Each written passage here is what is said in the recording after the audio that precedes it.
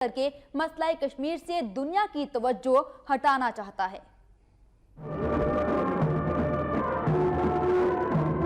کاکول میں ہونے والی پاسنگ آؤٹ پریڈ کی تقریب میں chief of naval staff admiral Zakaullah مہمان خصوصی تھے۔ اس موقع پر خطاب میں ان کا کہنا تھا کہ کیڈٹس کی شاندار کارکردگی ان کے والدین اور انسٹرکٹرز کے لیے باعث فخر ہے۔ دوست ممالک کے کیڈٹس کی شمولیت ہمارے لیے اعزاز کی بات ہے۔ پاک فوج کی شاندار تقریب میں شرکت پر انتہائی خوشی ہے۔ پاکستانی تاریخ سیکیورٹی فورسز کے کارناموں اور قربانیوں سے بھری پڑی ہے۔